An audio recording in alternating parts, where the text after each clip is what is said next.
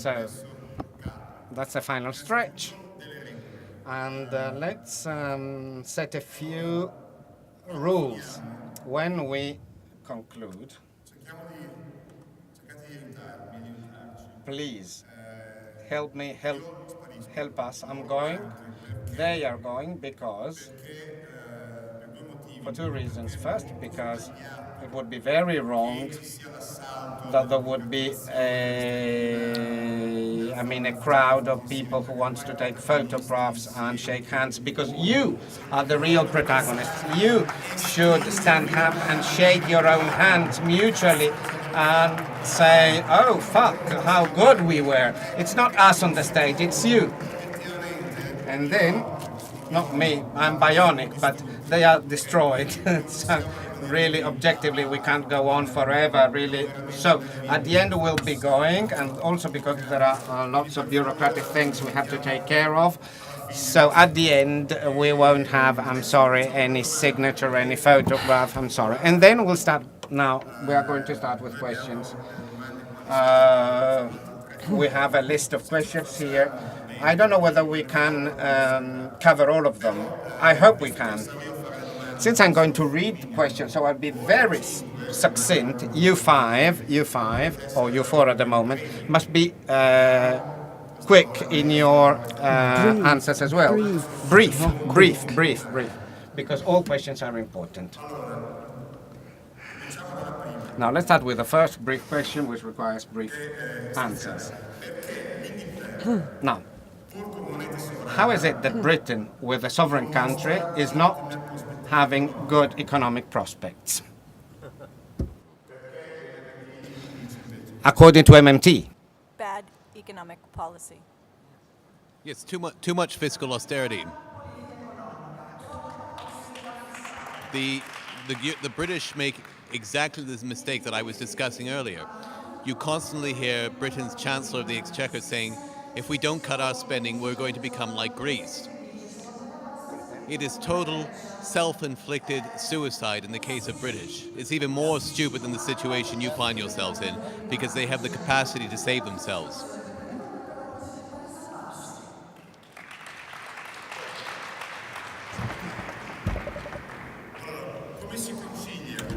How can you reconcile full employment in MMT, according to MMT, with inflation of labor costs?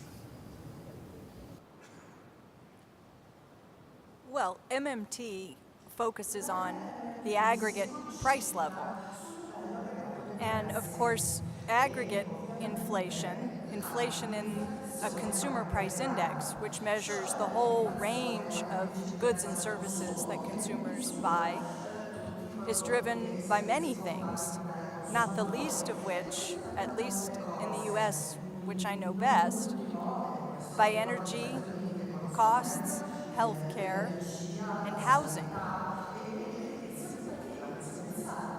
If you have external shocks, commodity price bubbles, speculation that drives food and energy prices higher, these can feed through into your inflation index well before you get to full employment and independent of any wage inflationary pressures. Even under the neoclassical model, when you have productivity gains, you can have wage gains without having inflation. And the last 15 to 20 years have shown in Europe and the United States very great gains in productivity and very poor gains in wages. So there isn't a contradiction, even under the neoclassical model.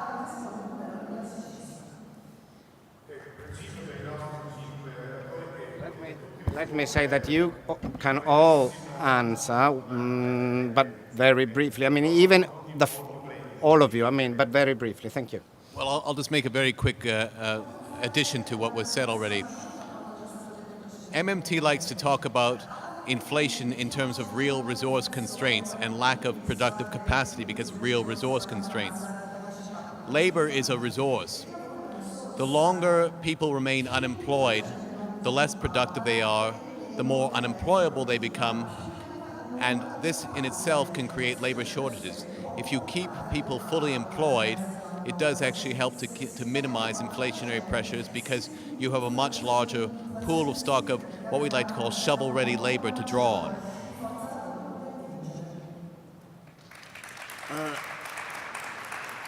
I would add a very short comment. First, the true inflation rate in Europe is now extremely high. The rate computed by the European Central Bank means absolutely nothing. If by inflation we mean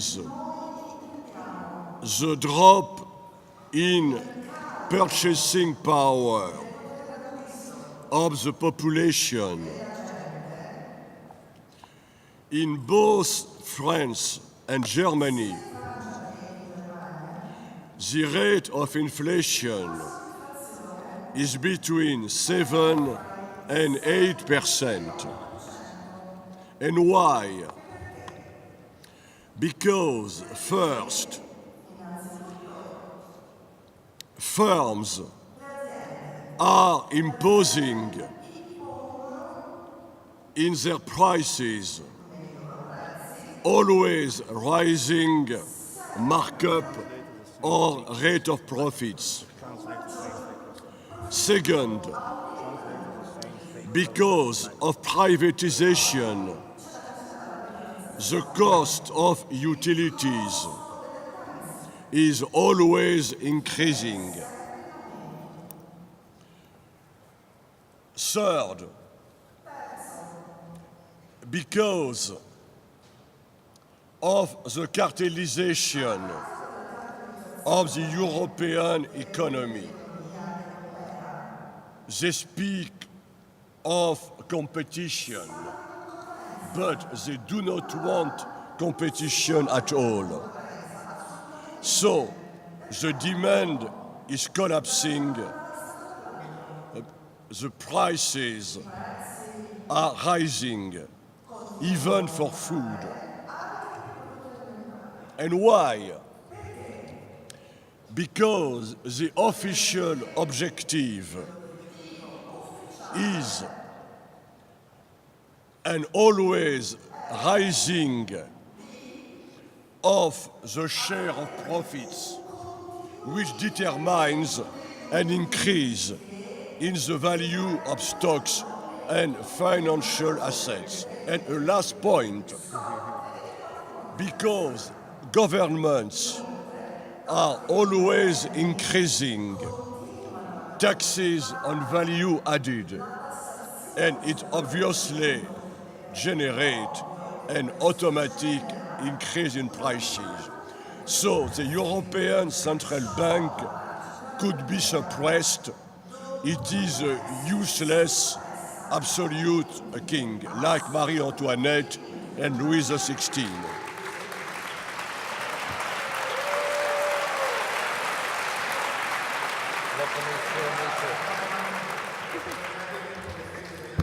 So fewer applauses maybe, so that we could save some time. And whenever I see Fabio Fazio's show, there are people who applaud every 5 seconds, so fewer applauses. Now, if we get out of the euro, that's the question. If we get out of the euro, will we be able to sustain input costs, in particular energy input costs, with the new lira, of course? I would say yes, because Europe now imports its energy mainly from Russia, 70% for gas, and Saudi Arabia. And neither the Russian nor the Saudis want euros. And as I said, if Italy, with a shrewd and indeed democratic socialist government, recreate its independence like Garibaldi when he tried to unite Italy on a people base. The euro will very soon vanish. And the problem of Italy is not that the lira could be depreciated, but that the new lira could be reappreciated because of the enthusiasm about the new Italian miracle.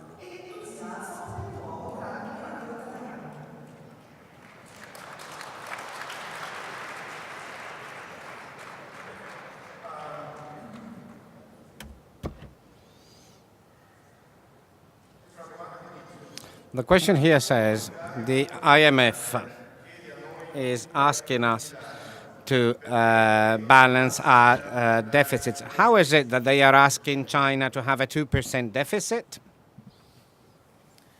The IMF would love China to buy more American goods, and its request to China is that it commit suicide by raising the value of the currency so that it will have the same suicide that the IMF and the United States asked Japan to do in 1975 at the agreements that it made that led to the 1985 that led to the breaking of the bubble. There is no chance that China is stupid enough to act like a third world country and commit suicide. The Americans are not going to assassinate China and put in a dictator like they did in Latin American countries.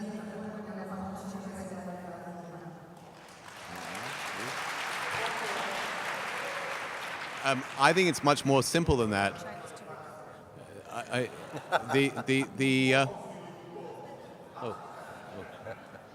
Sorry. I think it's much more simple than that. The IMF has put restrictions on government spending on Western governments all around the world, or tried to. And as we've noted, one of the few growth outlets left for countries, especially in the European Monetary Union, is via their external sector. And there are only two obvious candidates for countries that can run current account deficits now, and those would be the large trade surplus countries, both China and Germany. So, in a sense, the IMF is endorsing the sectoral balances logic by saying to China, run a larger current account deficit so that these other countries will be able to export their way to growth.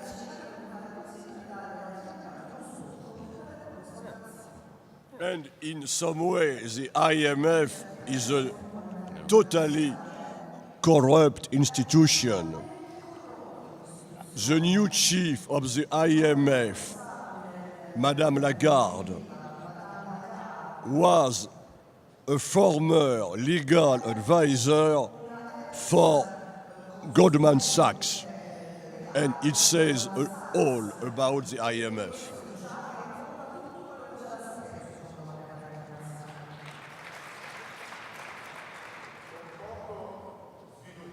With little development and with high dependence on foreign resources, a country that isn't developing very much and that depends very much in terms of raw materials, is MMT sustainable for a country like this? Why not? Yeah. This country makes loads of products that people want.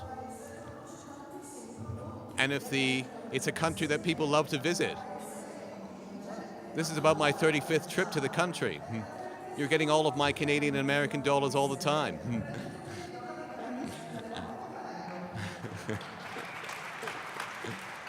So I would think that in the first instance, the terms of trade would move dramatically in Italy's favor, which would allow it to obtain all the foreign exchange it requires to obtain raw materials.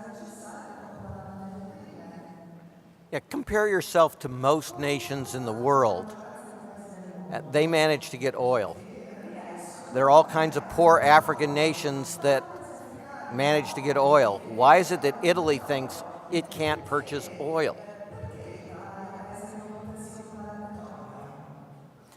Next to Germany, you're the most highly industrialized nation of Europe.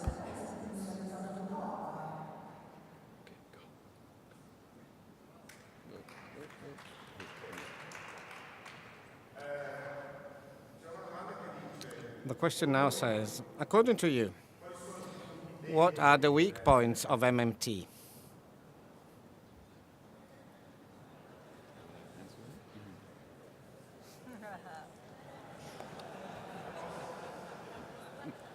Somebody, please. All right, I'll try. I have one.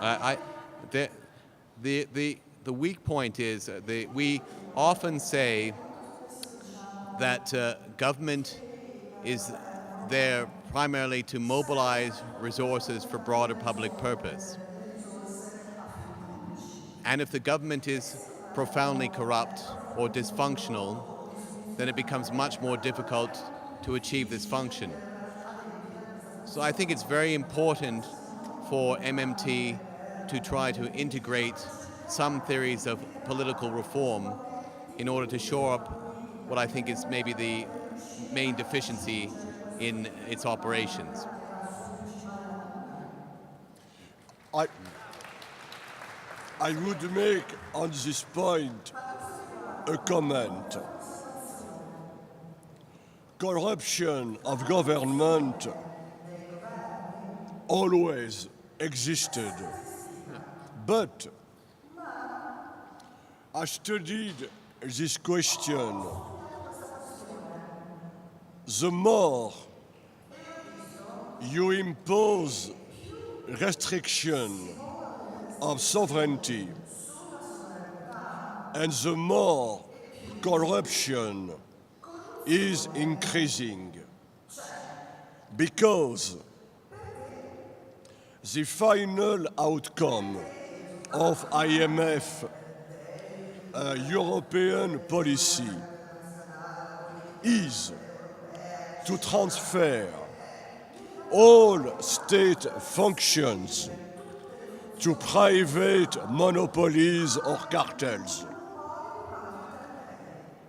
And a friend of mine, a Mexican, we know, studied the outcome of privatization for South America. I studied the outcome of privatization for France. The result is a total collapse of the quality of services and increasing source of profits for the private cartels and a total corruption for the politicians.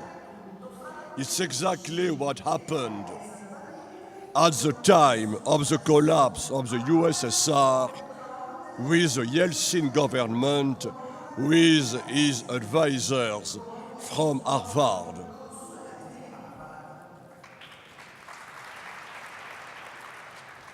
I'll just raise the single biggest issue that I think gets posed to those of us that work in this area in the US, and it's the same one that Marshall pointed out.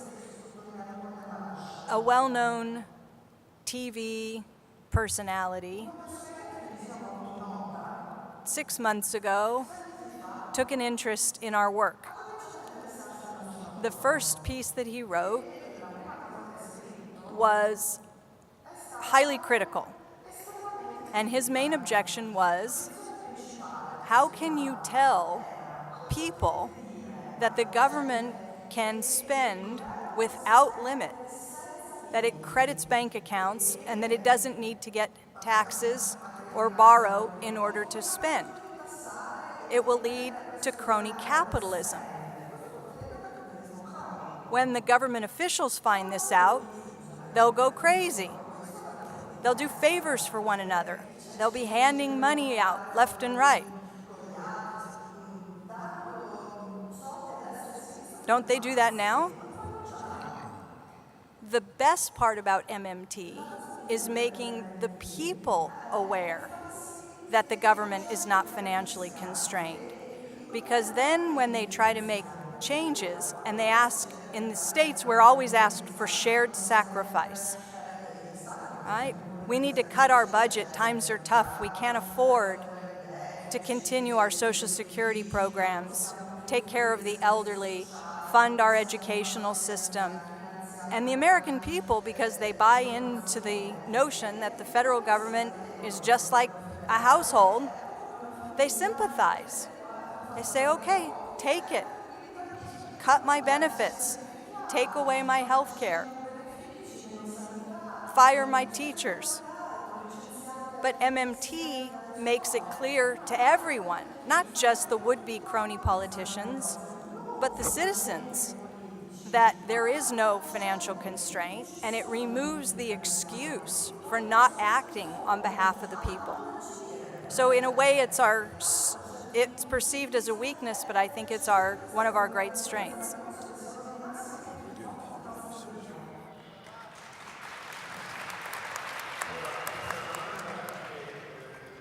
This question, perhaps Randa Ray would have been more suited to this question, but a name of an Italian economist, if you know, or Italian economists, a name whom we could ask to submit an alternative plan. Randy maybe has more direct experience. Maybe you know somebody.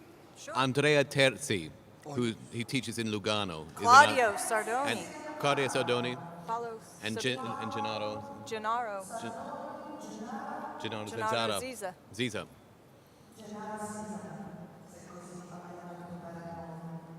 Jan Kregel, technically. All excellent economists.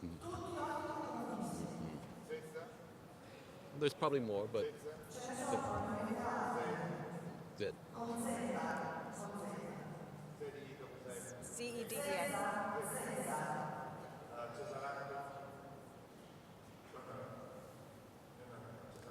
Many of you are on the MMT Do you know Cesaratto? Facebook page, and some of these people are also on that page.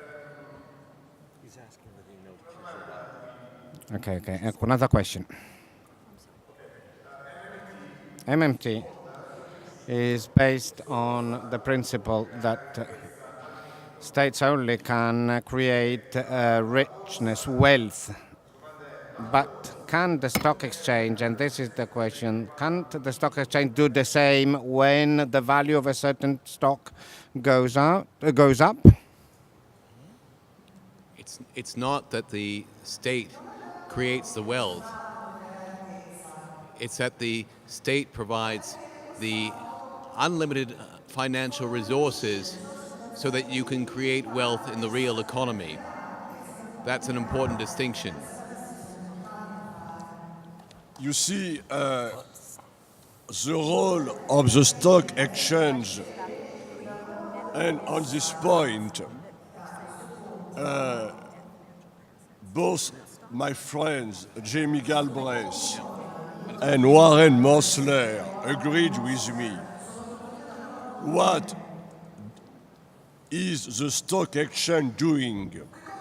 It creates pure numbers in the computers. It is fake wealth, a pure illusion. And now in Europe, as I tried to explain, you could have a total death of the real economy, but the value of the stock exchange could rise.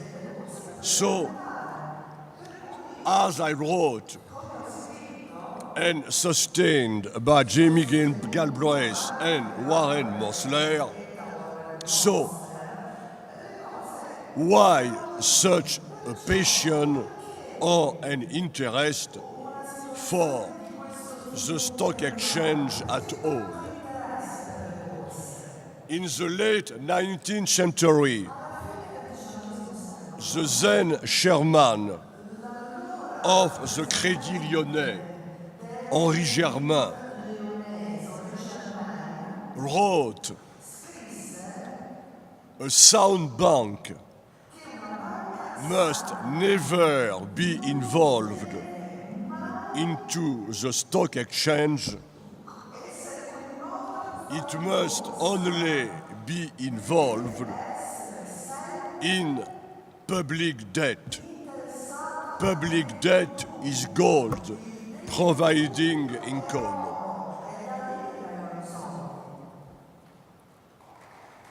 Just a maybe point of clarification on the last question. I'm wondering whether the question is referring to the MMT claim that the private sector cannot create net financial assets. And so the question about stock increasing in value is perfectly consistent with MMT. The stock is issued by a private corporation, held by a private entity, doesn't net, it nets to zero. So the private sector cannot create net financial assets. I don't know if that helps. Professor Kelton also showed in her presentation that when the government runs a surplus, it can make it difficult to impossible for the private sector to reach full productivity.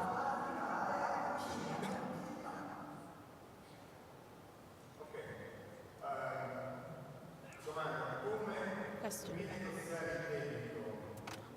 How can we renegotiate debt in case of default if the debt has been moved to a foreign jurisdiction, as in the case of Greece, where a good share of the outstanding debt is now under British jurisdiction? Is this a serious problem in case of default and return to the sovereign currency?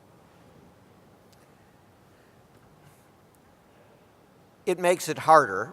Obviously, if you have assets that are easy to seize in other countries, Italy is in much better situation than Greece in this regard. And you should be very opposed to any efforts by the new Italian government to create new debts for Italy that are susceptible to this kind of foreign pressure. Even if the debt, however, is owed abroad, if the key assets that have to be seized to give value are in Italy, they typically don't have an effective way of getting those assets over the active opposition of the home government. And that's the hypothetical that you've taken control of your government again. Quindi che voi siate rientrati in controllo del vostro governo. At least as long as almeno fin tanto we are not in the situation non of ci Greece, troviamo nella situazione della Grecia, I do think io ritengo that the whole Greek politicians che la should regola be indicted for high treason sia che i politici greci debbano essere incriminati per alto tradimento nei confronti della Grecia, del popolo e dello Stato greco. A Greek socialist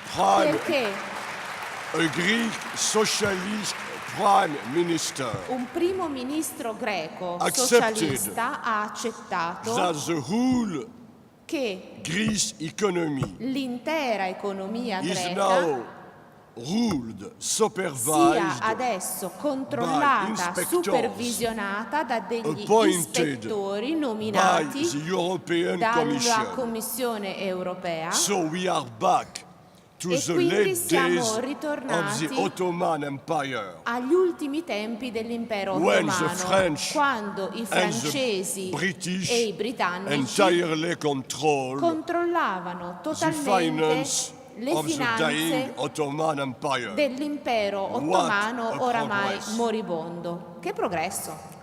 No, we're back to World War II when there was a Allora Greek siamo puppet ritornati government alla seconda for the guerra Germans. mondiale, quando c'è stato un governo fantoccio da parte dei tedeschi. Exactly. Esattamente.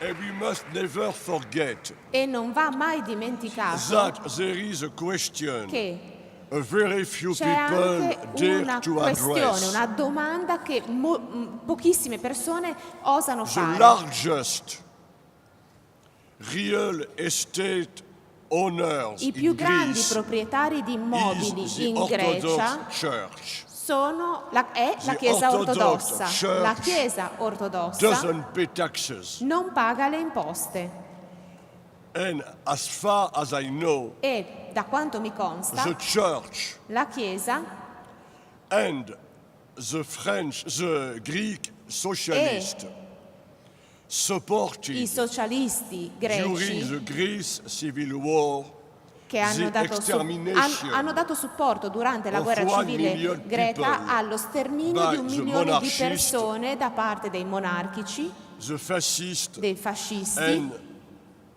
the troops from Britain. e dell'esercito britannico.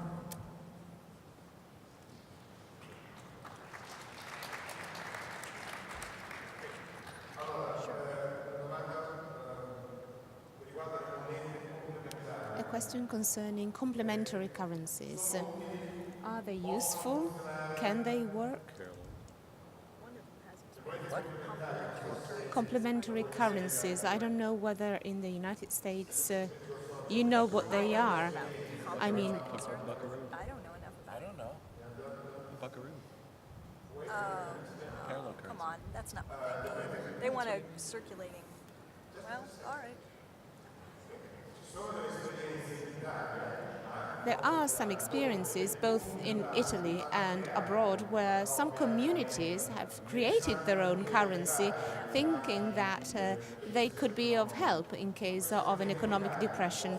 Can these local currencies be of any help? Look, we don't have. I don't have. Yes.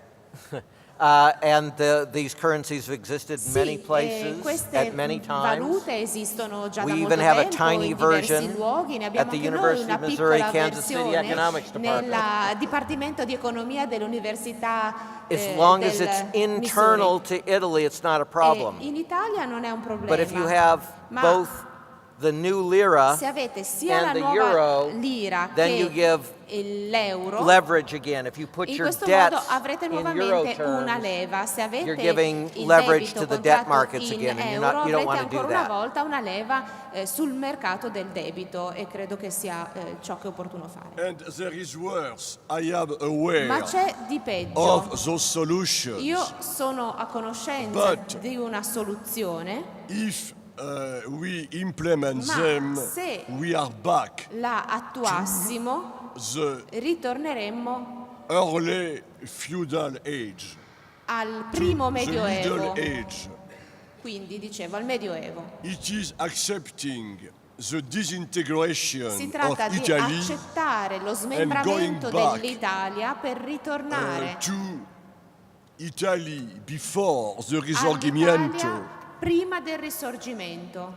I don't think it is a Non sustainable credo che sia solution. una soluzione But sostenibile, ma that policy questa of disintegration politica of the di state disintegrazione dello is Stato openly sustained è apertamente by the sostenuta European Commission, dalla Commissione europea, which is obsessed che by è regionalism. ossessionata dal And as I told you, regionalismo. going E back come vi ho detto, to the early Middle questo Age. riporterebbe all'Alto Medioevo.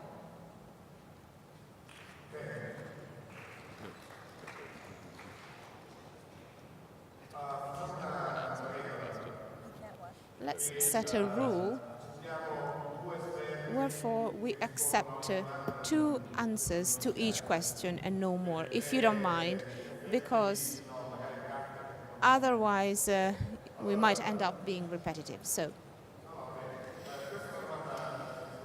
this is an important question for us Italians. Were we to go back to the lira as a sovereign currency, what about the rush to take capitals out of Italy? What would happen in that case? I don't see any reason for any kind of outflow of capital. Outflow of capital, and to go where?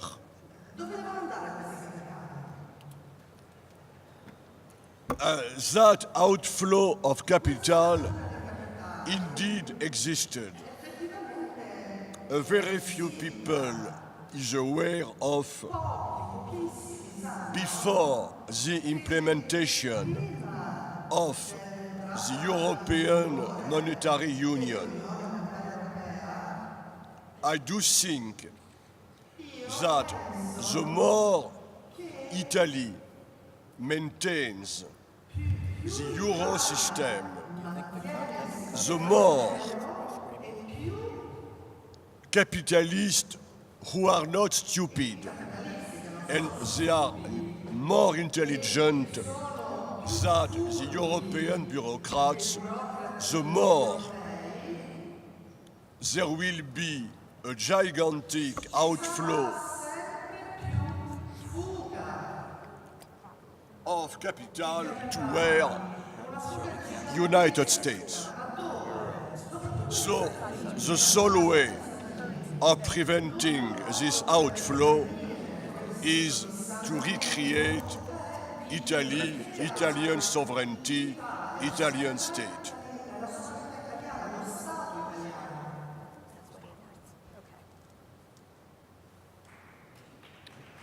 Well, very quickly, Alain may be right, but it is possible you might need to introduce temporary capital controls. That's not such a bad thing. The Malaysians did it in the aftermath of the financial crisis of 1997-98, and the country has prospered very happily even after they introduced those controls. So it might be necessary for a temporary expedience, but not necessarily permanently. The important thing is to have capital controls to prevent money from coming into Italy and seeking to buy you out.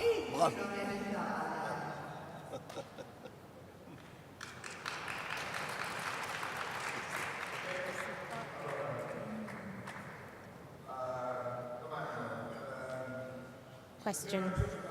In 1982, Mexico defaulted, even though it had a sovereign currency.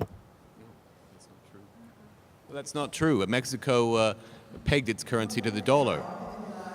That's what caused the crisis. It pegged its dollar to the U.S. currency at a massively overvalued level, and that's what created the crisis. It wasn't free-floating, so it wasn't sovereign.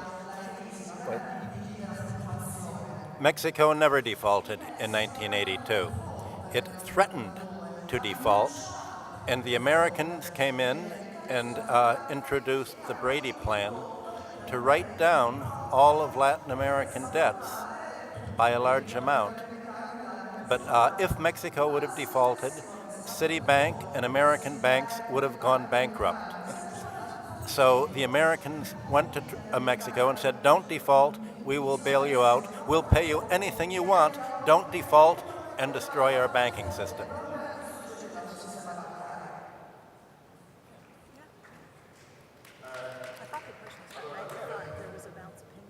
Kelton? Slovenia is a country we should imitate, do you think? Can you also Well, I was mention the interested plan? enough as Slovenia serving as a potential model for some of the southern European countries that I contacted an economist who lived for many years and taught in Bologna here, was a professor of economics at the Levy Institute. He was Randy Ray's professor, actually, for a time, and he worked at the UN in their Trade and Development Commission. And so I asked him whether there were examples, real-world examples, of countries defaulting on their debt, launching a new currency, and having this play out in anything that could be characterized as an orderly fashion. And he emailed me back, and he said the only example I know of is Slovenia. Now, I do not know enough about Slovenia yet. I have a couple of papers that I'm planning to read when I get back. He sent me the contact information, as I said, for the person who drafted the plan. It was well planned. They spent a lot of time. And apparently, it worked rather smoothly. So yes, I think Slovenia could serve as a blueprint going forward. But the most successful example of a country that defaults is, of course, the United States. It has how can it possibly repay its debt? Michael, no. It's okay. But there's no way it can repay its debt. What? In its own debt. Yes, that's the point I was making. Oh, yeah. Why did you say I that? It would default. Because he began to stop in the middle. Oh, Nobody ever expects it to repay the debt because it can just roll it over. oh, you mean to repay the Okay, whole now, thing outright? I the see. name of the guy. And you have to repeat your statement. That's okay. Because they were swapping good. translators. All right, I need that little internet deal, that little thing that gives me Wi-Fi. Is it available? I can get the name. Do you want my... I mean, no, it's in my email. Oh, what is it? That you have that little device that sends off a wireless signal so that I can get in my Oh, you have email. wireless here. I don't. We don't. Yeah. No, there's no wireless. Okay. But I mean, I could send it to you tomorrow.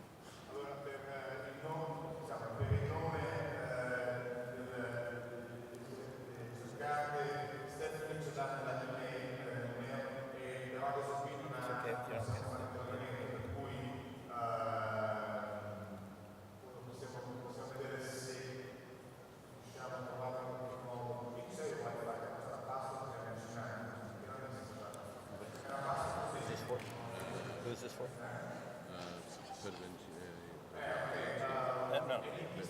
No, too complex. Yes.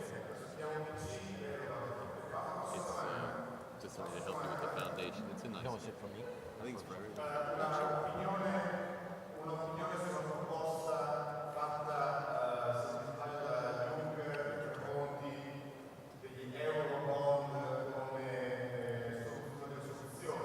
There's no translation. No translation.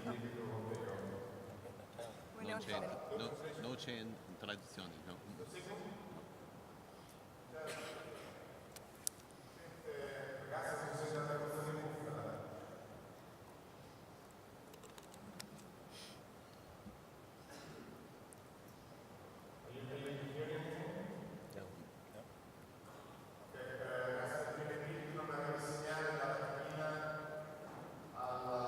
We've been censored. You want to just repeat it in English, or? Yeah. Well, how are they going to hear our answer? They can hear us, I think.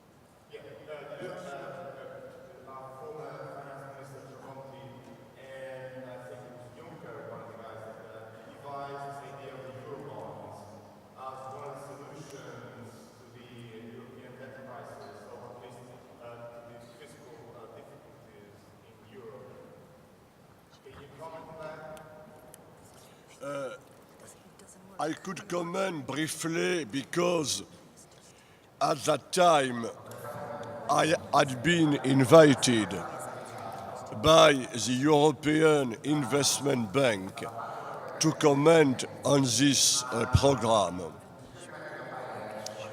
There were two conflicting Eurobonds programs. The first I supported was that Eurobonds should be bought by the European Central Bank and resources provided to Greece or whatever. But there was another solution which prevailed. The European Central Bank should not the least be involved.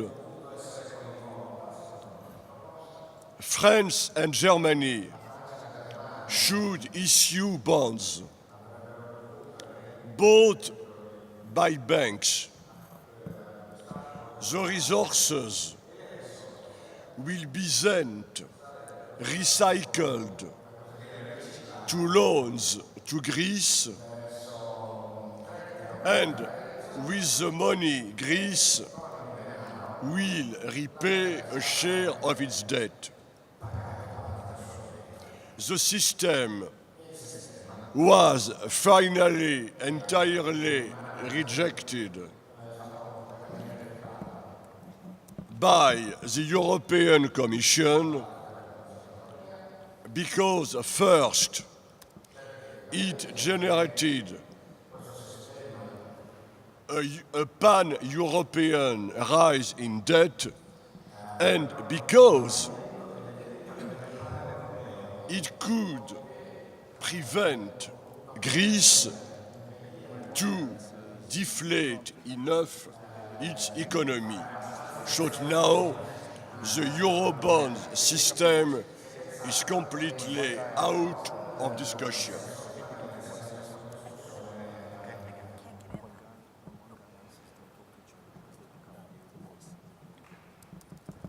Can you hear me? Testing, 1, 2, 3. Can you hear me? Good. Okay, so this is a question specifically concerning Italy. In Italy, there is a lot of TV ads and TV campaigns by some people, let's put it that way, saying that to bring things back on track in Italy, it is sufficient to recover tax evasion, fight against corruption and against illegal work. Do you think that's enough? No, and actually the key need at this point is not for tax increases, but for spending increases.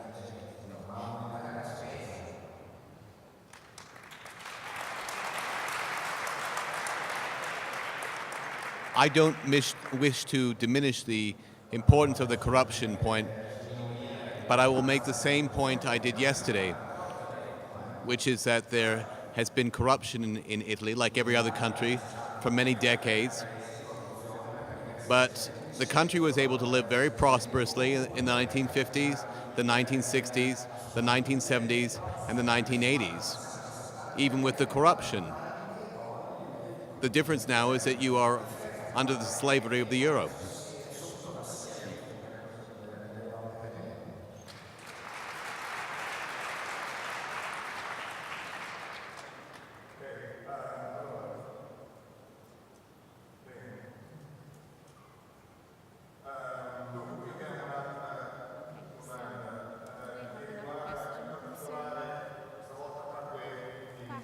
Specifically, so the others can relax.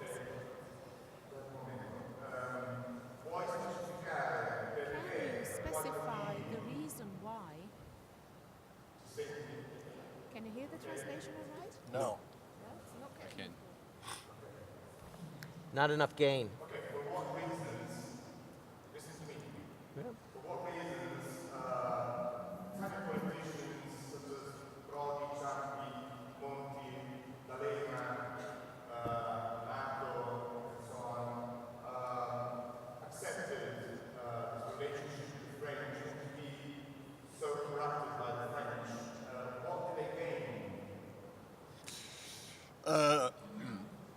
First,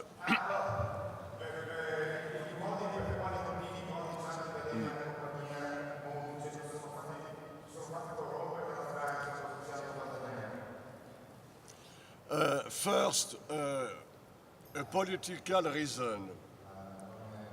All of them were closely related to François Mitterrand and the regime of François Mitterrand. Next, all of them shared the same ideology. They hated the so-called Italian miracle. They shared the Vatican-sponsored ideology of a cure of austerity, poverty for the Italian people.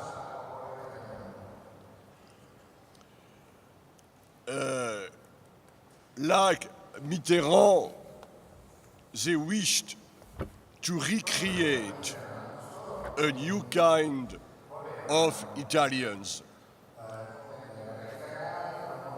François Mitterrand said, "I hate the French as they are."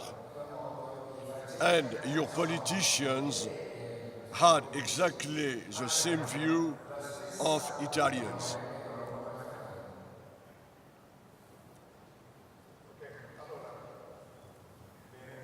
Good. Is it correct? Can you hear me? Yes.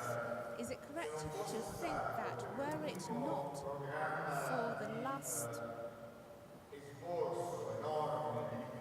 program for payment of huge amounts of liquidity, is it working? Yeah.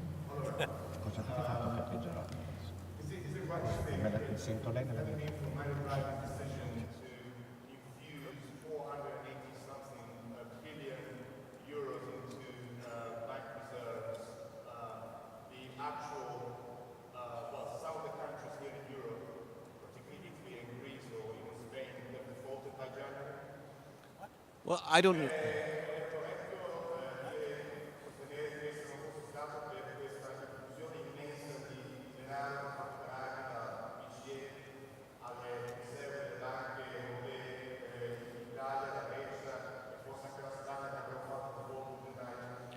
I don't know if it would have been January, but there's no question that his actions at least stabilize conditions temporarily. He is severely constrained in terms of what he can do politically. He is held back to a large extent by the Bundesbankers. And I think he has responded to this particular crisis with some degree of creativity. But he has only temporarily addressed the solvency problem, and he has certainly not addressed the more serious problem of deficient aggregate demand, and he must do so for this crisis to truly go away.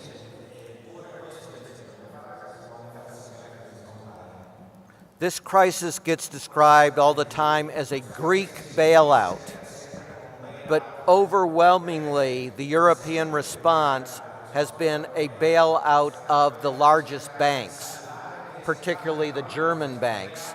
That's what's really going on. And I must say also, the French banks, because what is more and more shocking, when people speak in the media of stability, stability of what? To save the net wealth of banks, while the real economy is now completely falling into hell. Nobody cares anymore in the debate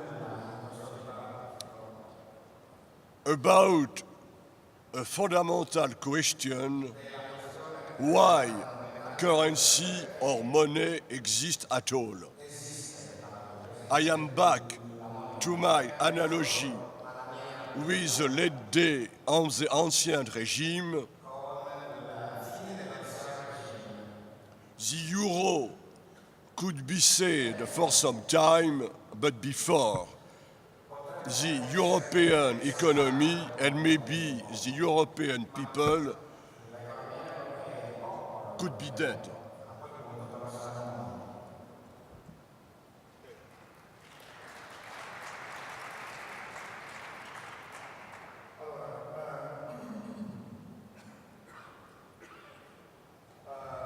Will American and Japanese debt, public debt, sovereign debt, would it be sustainable forever?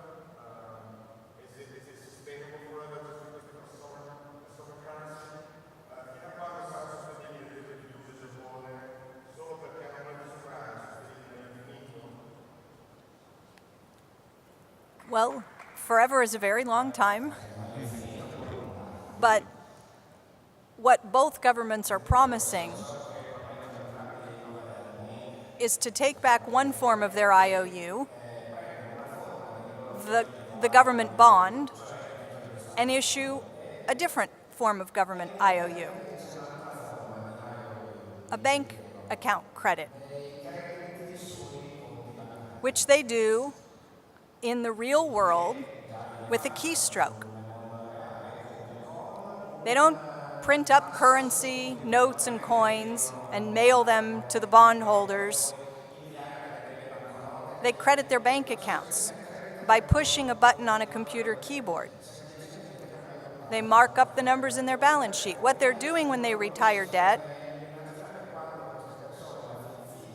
is taking the security back in and sending a different government IOU out. We call it sovereign money. And as long as the debts are denominated in sovereign money, they can't run out of keystrokes. So yes, it's sustainable in perpetuity.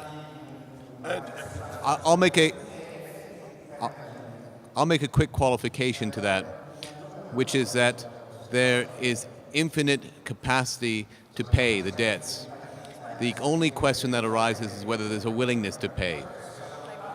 So if the United States Congress, for example, refuses to extend the debt ceiling, as almost occurred about a year ago, then the U.S. may choose to voluntarily default.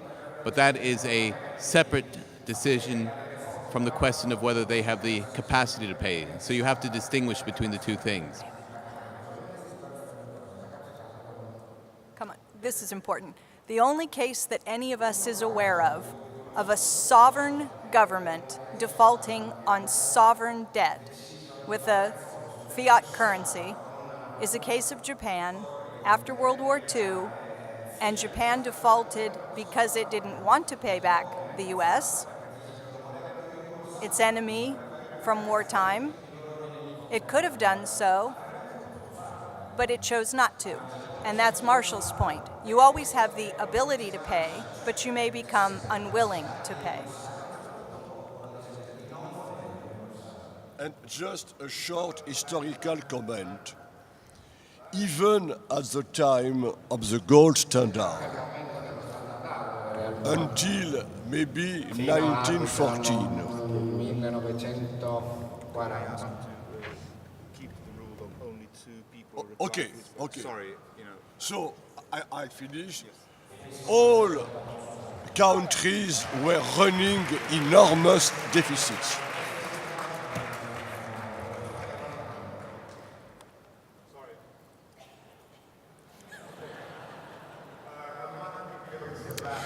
One question. Can you hear the translation all right now? Yes?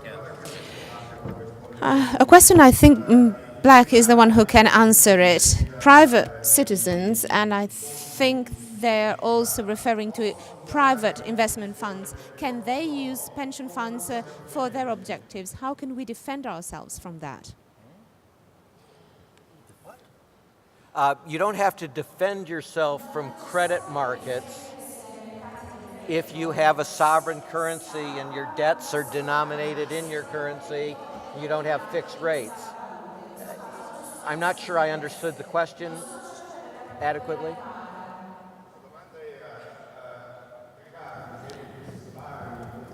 The question was about private, and I think they think about private investment funds. Can they use pension funds, rather they can use pension funds for their own objectives? How can we defend ourselves from them doing so? Oh, I think I see that you mean in the event of, say, speculative Credo di taxes aver on capito nel caso currencies di attacchi and things like speculativi that. contro la valuta o qualcosa del genere. That's more a problem of Credo che hedge sia funds un problema che than, si pension riferisce funds per più se. agli hedge funds che ai fondi pensionistici di per sé. But you can always pass laws Però è sempre such as possibile capital controls if that becomes a approvare problem. delle leggi in modo da eventualmente ovviare a questo problema. Floating currencies are really bad targets for speculators. Le valute fluttuanti sono veramente dei pessimi bersagli per gli speculatori. If I may specify, I think the person who asked the question was thinking about what happened with the American mortgages, packaging, repackaging, dicing and redicing. Well, that's more a problem Beh, of questo è più creating un problema the in product. termini di creazione del prodotto. And this is why we Ed è say per that questo che noi diciamo if we have financial che reform, we should in caso di una riforma finanziaria dovremmo andare a limitare la gamma di attività che possono essere svolte contro l'interesse pubblico, come per esempio l'acquisto di mutui subprime. We're with Paul Volcker, who said, you know, just Credo che sia one stato time, Paul Volcker che abbia detto I'd che like to see these anche supposed solo una volta advantages of vorrei these vedere quali sono i financial presunti derivatives vantaggi proven di by questi anyone. derivati finanziari dimostrati da And qualcuno. there is no such proof. E credo che non ci sia una prova di questo genere. Noi ci allineiamo a lui. Un minuto per cambiare le cuffie, scusate. Perché sennò...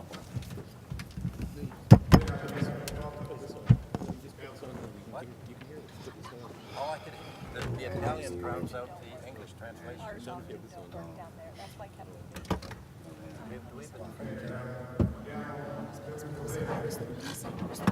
Non hai tolto la cuffia a me.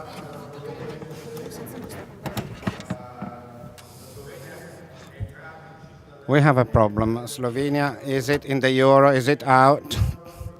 Is it in the eurozone? Is it out? So could you please make it clear? Okay, yes. So what Slovenia did was to leave a previous monetary arrangement, launch its own currency. This was done in 2001. They adopted a new currency called the talar, and they issued the talar for a period of time in the early, mid-2000s until the point that they became a member of EMU.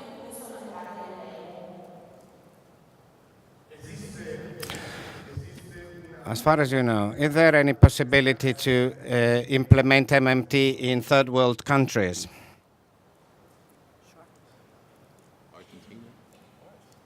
Do you define Argentina as a third or a first world country?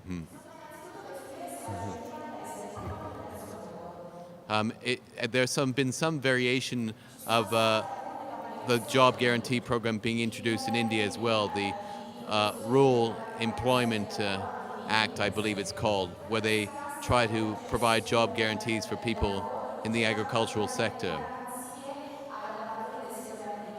But it is more of a problem, I think, in areas where there is higher levels of political corruption, no question.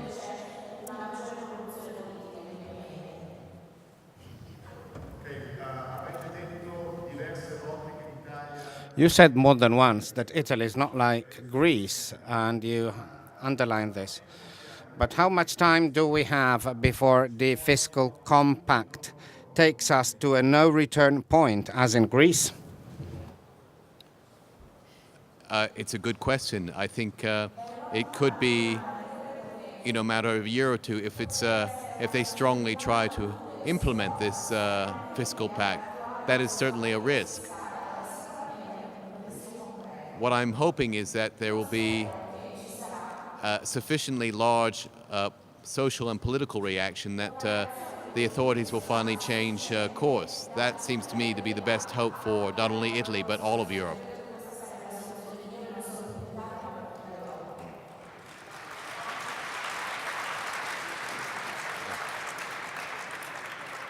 There's a very interesting report. It was an UNCTAD report, the United Nations Commission on Trade and Development, that was published in December of last year. And its co-author is a German economist, and I was listening to an interview with him just last night in my room.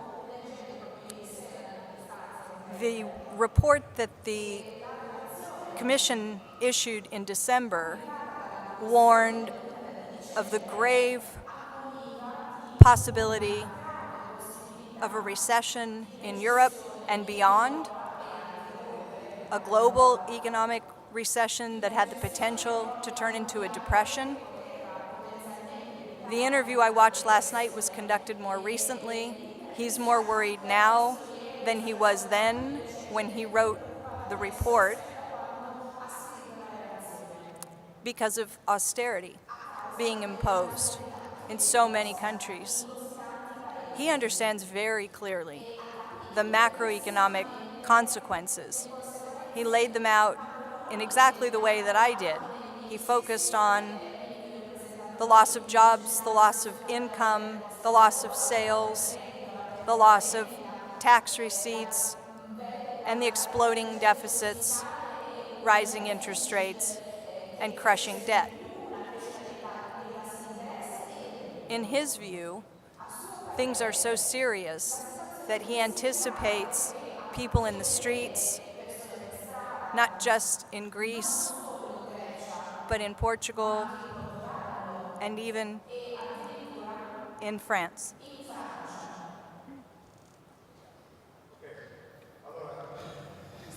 The fact that many central banks, European central banks, but also the American, the Fed, if I'm not wrong, have some private participation.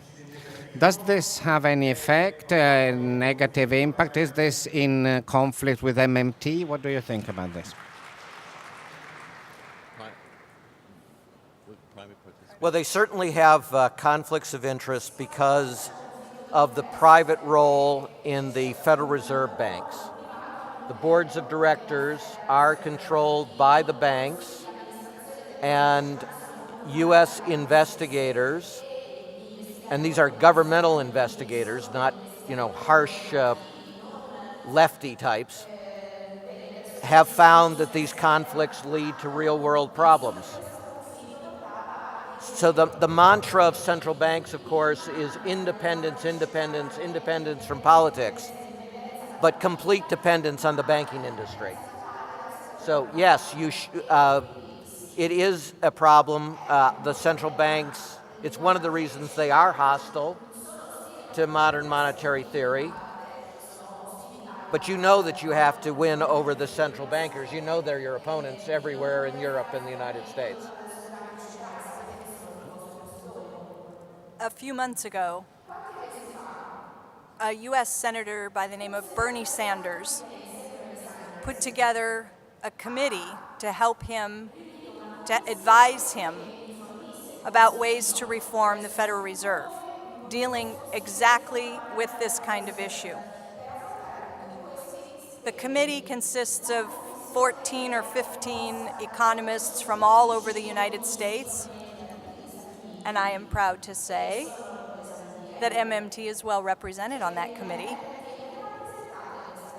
There are 4 MMT economists serving on the Sanders Commission to reform the Fed, and we'll be doing our best in the coming months to push for exactly the kinds of changes that we know we need.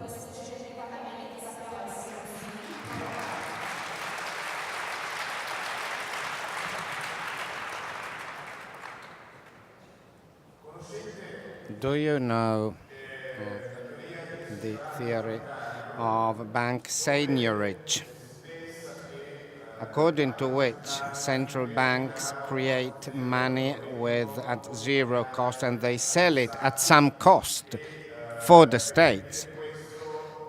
And to avoid this, Presidents Jefferson and Kennedy were allegedly killed in the attempt of preventing this bank seigniorage from taking place. Have you heard about this? Do we have a fractionary reserve as a phenomenon of seigniorage by the banks, private banks, onto the states? No, governments are very much in favor of seigniorage. They make money off of it in some sense, as you say. So they didn't have to assassinate presidents because of opposition to it. I must add, you see, that the theory of seigniorage is a very old idea which had been invented by the so-called prophet of the new European order, Friedrich Augustus Hayek. It is pure old-style classical theory, and I must confess, I never understood the theory of seigniorage.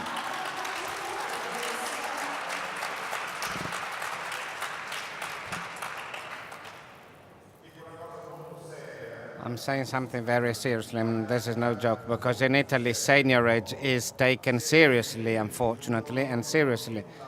I haven't said anything to this. I didn't prepare them about this, so these were spontaneous answers from them.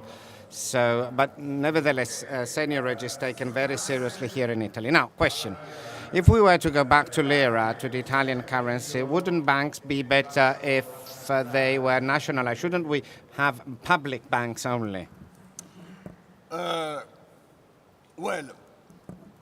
you see, in principle, I would say yes. It depends on the mission given to nationalize central banks. The example not to be followed was what happened in France from 1982 to 1986 or 7. The Mitterrand regime nationalized most of banks. But why? Because private banks were bankrupt because of their outrageous speculation activities. But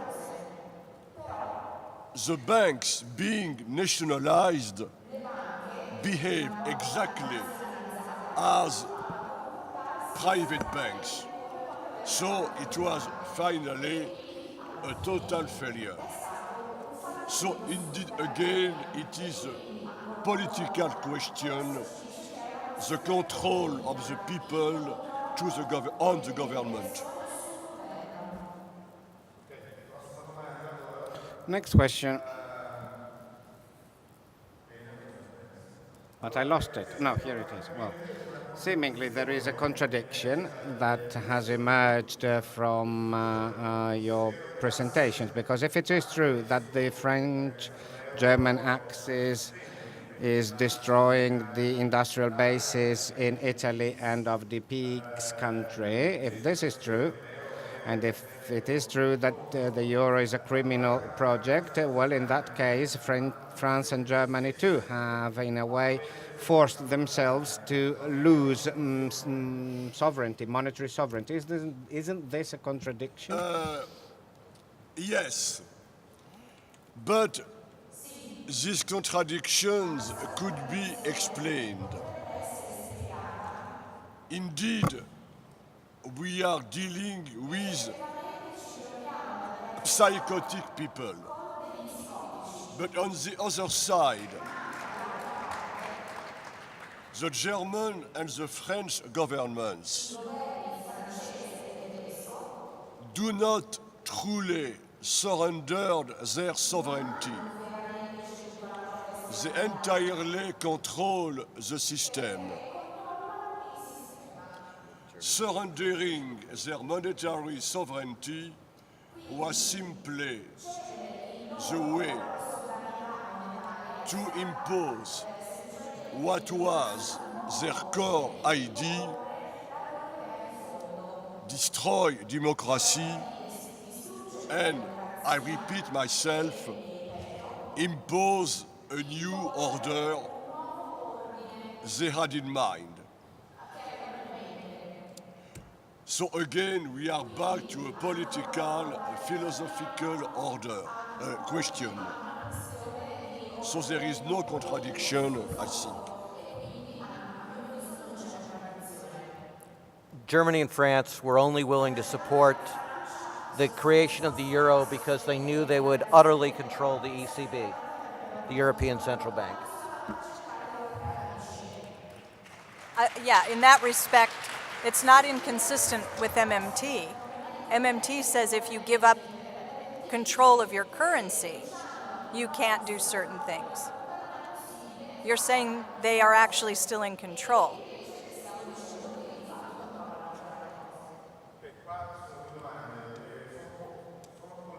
There are two questions here. I think one connected to the other. The issue of the phantom of the big government. Well, lira coming back to Italy, possible nationalization of banks, the Italian economy should be partly nationalized, and the state the government's becoming too. Can you hear me? Yes. Can you hear me? Yes. Hello? Yes. Can you hear me? Yes. Well, so the government's getting too bulky, it's getting everywhere, it's far too large. Is that the risk of having a public mega government which is potentially less efficient than privates? There is really no, all of this talk about large government is an attempt by the banks to check and to destroy the only organ of government strong enough to control it.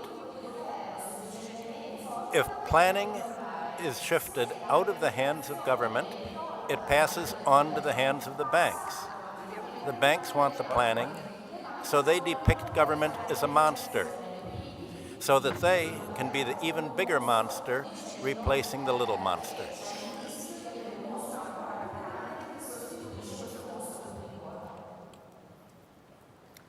One thing that you can do in common is make sure whether the banks are public or private, they cannot be so large that they pose any systemic economic danger. And if they're smaller, they will also have less political power, even if they're, and I mean political power even if they're state-owned, the kind of power we see in France that is so destructive. So keep the banks small, whether they're public or private.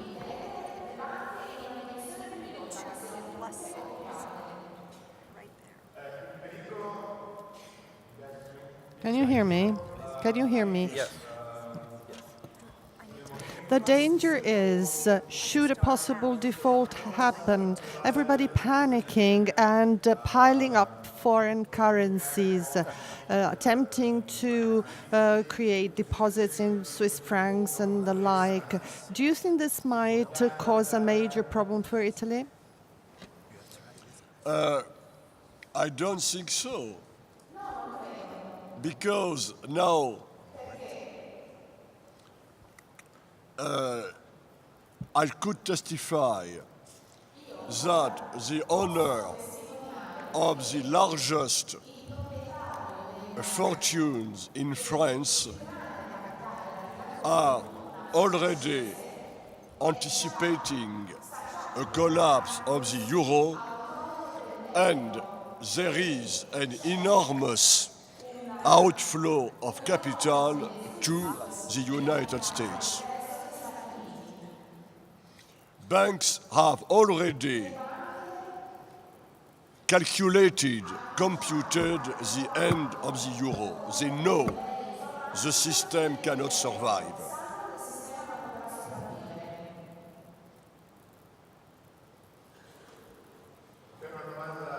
A question about MMT.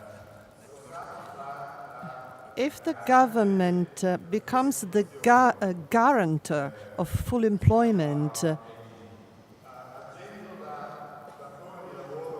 so becoming last resort employer, what happens if the government cannot fire anyone anymore, cannot lay off anyone because financial rules are very strict about it? Nobody will want to work in the private sector. Nobody will want to work in the private sector, where layoffs are still possible, or at least it would be easier to lay off people. But while being not an official MMT, I could answer.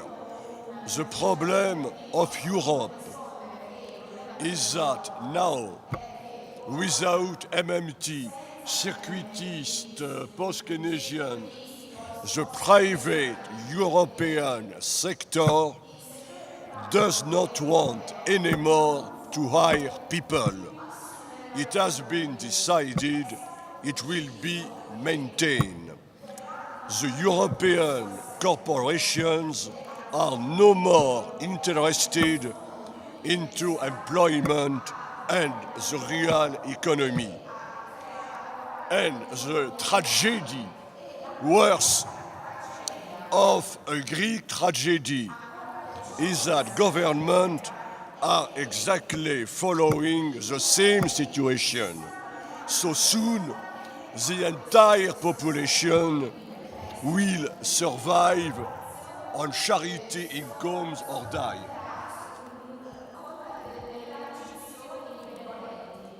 The job guarantee does not give you a job that you can't get fired from.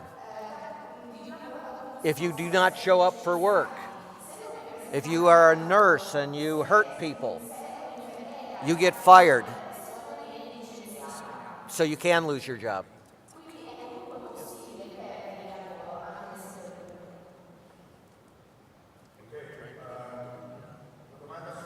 A question that might have been answered already, but it's about growth. Cannot be never-ending and infinite in a destroyed world, in a finite world. What's the link with MMT, and how should this thing be managed? Go ahead and answer, Peter. Well, I answered it the other night. Maybe you should try. Well, the answer is that growth, there are limits to growth, real resource constraints. We accept that. The primary contention of MMT is that there is not a financial constraint. We may not be able to do something because there is a shortage of a particular good or a particular resource. But that is a very different question from saying we can't do something because it's fiscally unsustainable, or we can't afford it because we're going to go bust like a household. That's a completely different argument. And unfortunately, the question of financial constraint is what is usually used to justify inactivity on fiscal policy. But we do recognize the existence of real resource constraints, no question. And a short comment, because I know for a very long time the prophet of anti-growth movement, the French economist Latouche. The problem is that Mr. Latouche, a former Maoist, is now an advisor of Marine Le Pen.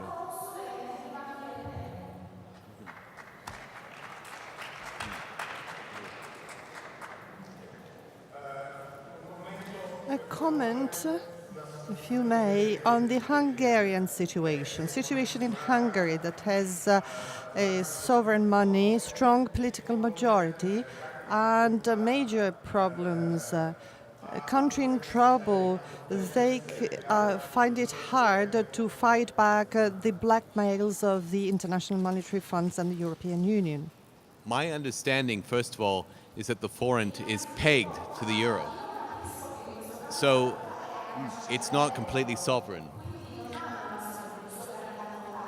It has another problem, Hungary, which is that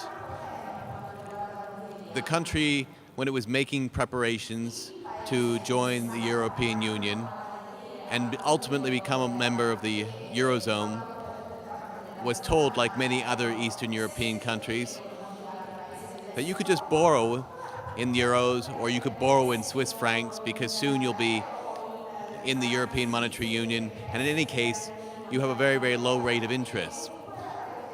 And I've seen this in many emerging economies. They look at the interest rate and they fail to appreciate things called foreign exchange risk. And in the case of Hungary, you have a very high number of Swiss franc and euro denominated mortgages. So this creates an additional constraint for them.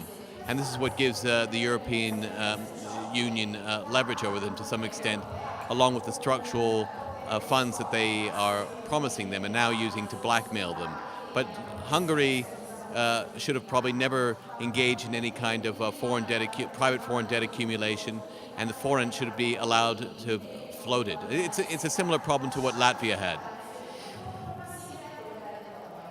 And Hungary's ethnic policies have removed any political allies it might have.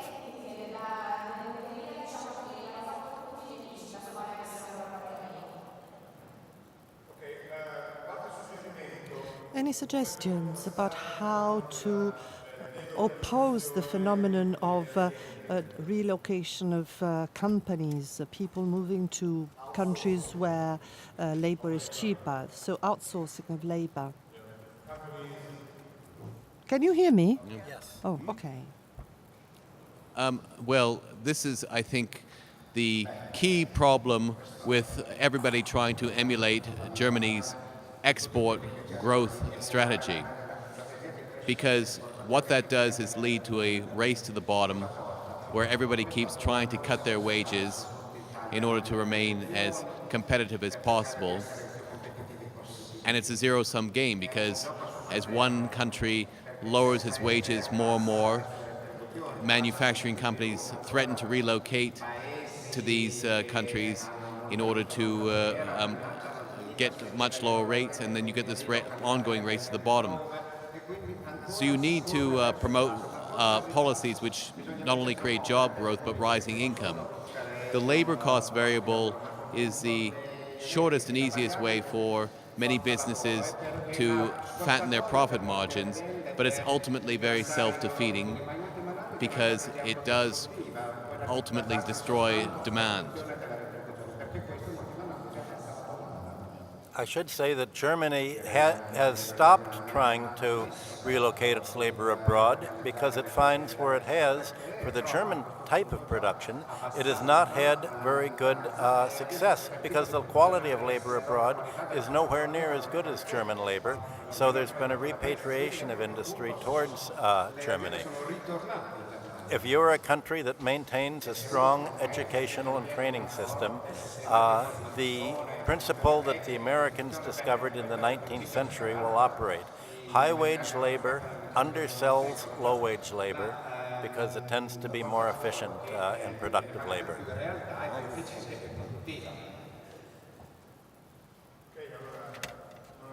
Well, it's not going to be very long yet because I can imagine many of you have to go back home, take planes, drive back. So we'd rather keep it short. Unfortunately, we have so many questions. There's one here. As a matter of fact, even going back to a sovereign money, there are still so many organizations and institutions that are international that affect our economy and our policy making, such as the World Trade Organization, Bilderberg, Trilateral Commission, the International Monetary Fund. So how can we develop MMT in such a context? Again, while being not MMT but fellow traveler, my reply would be simple: ignore those international organizations.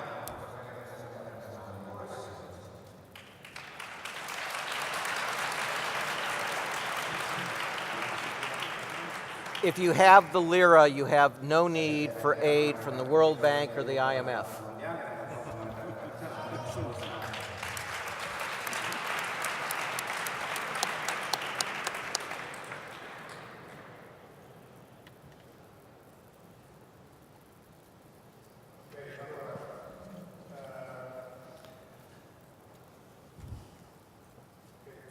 Well, there are two questions. I'll ask them both at the same time. And it's about the creation, full employment, job creation. Don't you think this may lead to the paradox of where jobs are created that are completely useless in order to give a job to somebody? And there may be the danger of seeing people just moving away from private jobs. It's a question we get asked often. The purpose of the public sector employment program is to find useful things for people to do, things that need to be done anyway and aren't getting done. This is not a program that's designed to pay someone a wage, to dig a hole and fill it back up. I mentioned the New Deal, and I gave just a handful of examples of what was accomplished in the 1930s under those programs. I can assure you that in the US and in Italy and in just about any country we put our finger on, there are more than enough useful things for people to do. There's no limit. We can find things that add value to society. This is not a make-work program. And to support Stephanie, I think that those who criticize those kind of programs ignore the metamorphose of capitalism in Europe. Capitalism in Europe, or the private sector, is no more capitalism according to Marx's expectations. It is a pure parasite system, which, I repeat, does not want anymore to hire people. When you discuss with them, they say people should understand that we do not need them.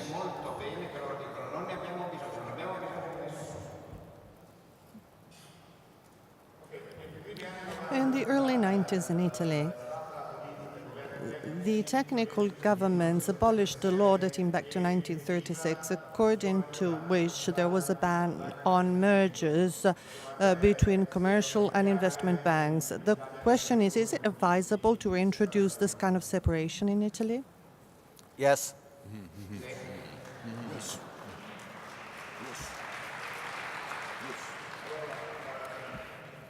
Well, at this point, I think I'll take two questions with short answers.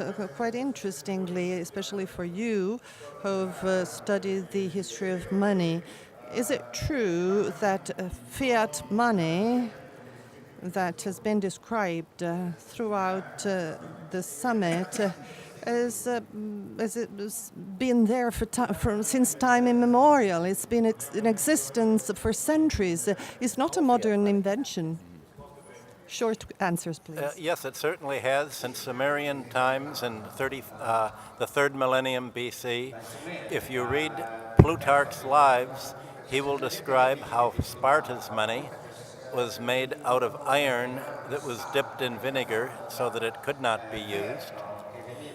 The word for coin, numismatics, comes from the Greek word nomos, which means created by law.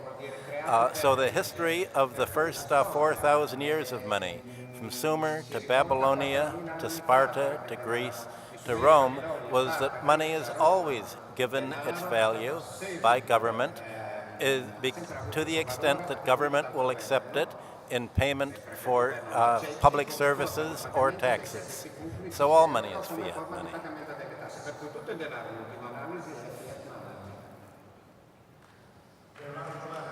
Another question, very quickly. Have you already set the date for the next summit or the next summit with us in Italy?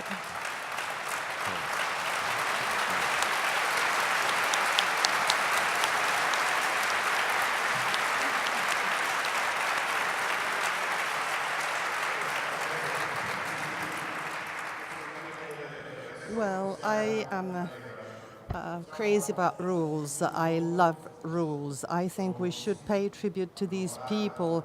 They're really knackered. They've been working like crazy. They traveled all the way from the States, jet lag. They've been working morning, evening, afternoon, night, all the time. We should thank them a lot, but they need a big applause. And then I'd like to ask them to sit back again because I have a final address and they, of course, are important.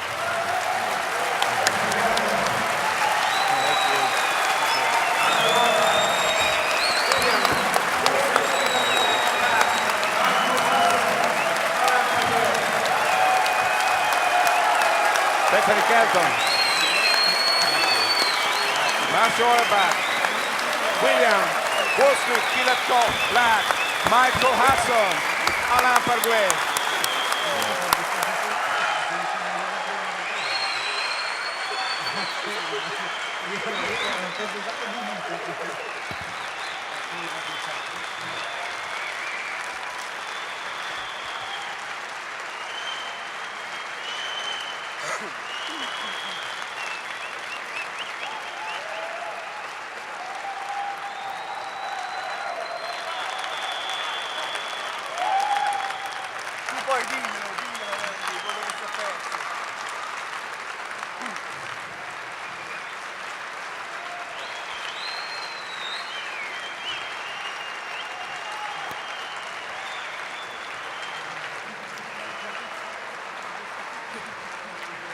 Well, let me immediately go back to a bit more depressing topics. This is really very serious and important. I'd like to conclude on this. I'm not going to thank anyone, even though there's been a group of young people that I met on Facebook. They've been really unbelievable. I'm losing my voice, I'm sorry, says Paolo. They've been unbelievable. They've been working like crazy. I don't want to make any acknowledgements, and why, you may ask. But let's be serious. When in South Africa, the black of the African National Congress and Nelson Mandela were fighting for their freedom, same as the American black, they struggled for their freedom. They wouldn't meet on the street and say, thank you, you're wonderful, let me hug you, thanks a lot, congratulations. They wouldn't say this to each other. Same applies to us, to the Italian partisans that fought against fascism, the European partisans, the Chilean young people that were tortured to death in their 20s, people that struggle for something, never congratulated one another. We are struggling, we are on a struggle, and we're not here to congratulate one another. We simply have to keep struggling and move ahead. go on. A sovereign money state, legitimized by citizens, spending this money with a good deficit spending for the well-being of 99% of all citizens is the only true type of democracy. And Mariarca Terracciano is my